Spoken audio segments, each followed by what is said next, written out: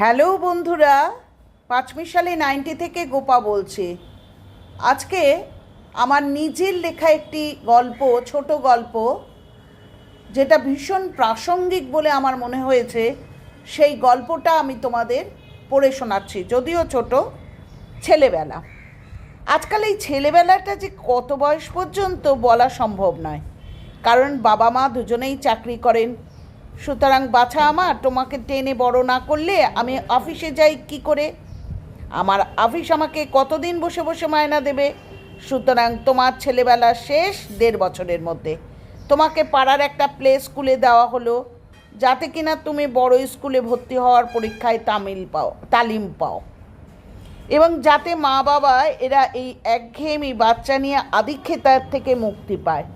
বাবা অসীম ধৈর্যের পরিচয় দিয়ে বড় স্কুল থেকে ফর্ম তুলে আনলেন। শুরু হলো তার কঠিন বাস্তবের মুখোমুখি হওয়া। স্কুলে ভর্তি হওয়ার জন্যে প্রতিযোগিতামূলক পরীক্ষার মধ্যে দিয়ে পরীক্ষা কক্ষে সে যখন প্রবেশ করে, তখন দেখে টেবিলের উপর সাজানো বিভিন্ন সুস্বাদু ফল। শিক্ষিকা প্রশ্ন ছুড়ে দেন, জি ফর, সে উত্তর দেয় গ্র্যাপস। এ ফর, সে উত্তর দেয় অ্যাপেল। লোভ এমন একটা বস্তু যা সংবরণ করা বড় মানুষের পক্ষেই সম্ভব নয়। আর সে তো শিশুটি শিক্ষিকার কাছে আবদার করে, আমাকে একটা আঙুর দেবে গো। শিক্ষিকার রক্তচক্ষু দেখে তার আবদার থেমে যায়। এই বেবি তো আদব কায়দাই জানে না বিলিতি স্কুলে পড়ার মতো। এর সাথে মিশলে আর 5টা বাচ্চার লোভই তৈরি হবে। এই অজুহাতে তাকে ভর্তির তালিকা থেকে বাতিল করা হয়। বাবা মার সামর্থ্য থাকা সত্ত্বেও, ইচ্ছে থাকা সত্ত্বেও সে বিদ্যার্থী স্কুলে ভর্তি হতে পারল না। বাবা মারও তার উপর অসহিষ্ণুতা বাড়তে লাগলো, কারণ তার বাচ্চা জীবনে মানুষের মতো মানুষ হতে পারবে না, যা তারা বুক ফুলিয়ে বন্ধু বান্ধবের আসরে বা আত্মীয় পরিজনের কাছে বলতে পারবে, গল্প করতে পারবে। ফলে 2 বছর বয়স থেকেই শিশুটির ভাগ্যে জুটল বকাবকি, মারামারি। যাই হোক, পাড়ার একটি 1ম শ্রেণীর বাংলা মাধ্যম স্কুলে তাকে ভর্তি করা হলো। মাতৃকোর থেকে যে শিশু সবে উঠেছে, তাকে এখন অতিবাহিত করতে হয় একটি কুলির জীবন, কারণ ব্যাগের ভারে।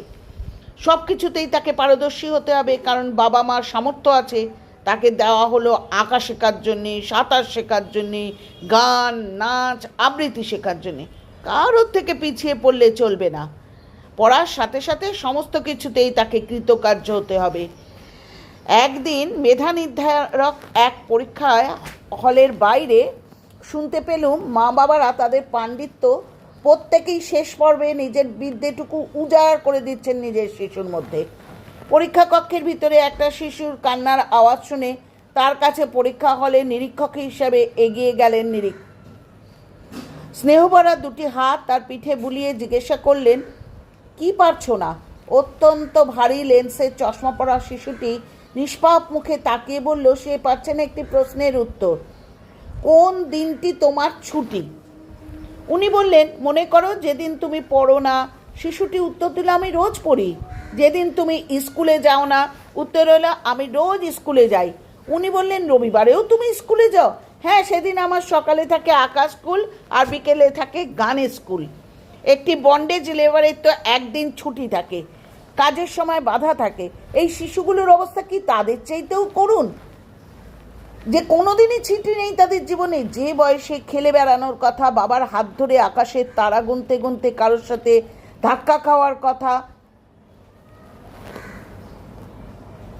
চলতে চলতে আকাশের চাঁদ দেখলে মনে হওয়া উচিত, ওমা, এই চাঁদটাও তো আমার সাথে চলছে।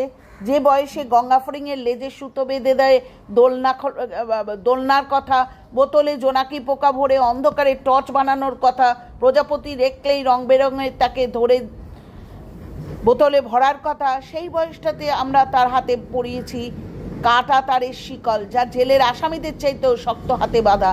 এরপর কাছ থেকে আমরা মায়া, মমত্ব, স্বার্থত্যাগ, সহিষ্ণুতা, নির্ভীকতা আশা করব, যাদের এই কঠিন বাস্তবের মুখোমুখি করে সব কিছু তাদের থেকে কেড়ে নেওয়া হয়েছে।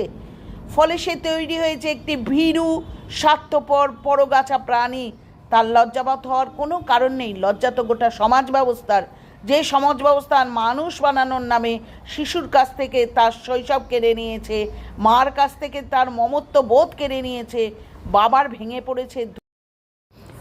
ভেঙে পড়েছে ধৈর্যের বাঁধন, চাই না এই মানুষ বানানোর এই মেশিনে ঢুকতে বা শিশুকে ঢোকাতে, সে না হয় একটু কমই হোক সব বিষয়ে, তবু সে জীবনে তার শৈশবকে পাক, স্নেহময়ী মাকে পাক, ধৈর্যশীলা বাবাকে পাক, যেখানে সে নিজেকে অনেক নিরাপদ বলে মনে করবে। বন্ধু, আমার এই জিনিসটা ভীষণ প্রাসঙ্গিক মনে হয়েছে, তাই আমি আমার একটা ছোট লেখার মধ্যে দিয়ে চেষ্টা করেছি মাত্র। যদি পছন্দ হয় একটা সুন্দর কমেন্ট করো, তাহলে উৎসাহিত বোধ করব পরে আরও কিছু লিখতে, আরও কিছু প্রাসঙ্গিক বিষয় সবার সামনে তুলে ধরতে। আর নতুন বন্ধুরা, তোমরা চ্যানেলটা সাবস্ক্রাইব করো, লাইক করো, কমেন্ট করো, শেয়ার করো। সত্যিই বলছি যে মনকে নাড়া দেয় এই বিষয়গুলো, যার জন্যে এই ধরনের টপিকগুলো বাঁচতে ইচ্ছা করে বা সেগুলো লিখতে ইচ্ছা করে। ভালো লাগলে সুন্দর একটি কমেন্ট করো। আজ আসি, টাটা।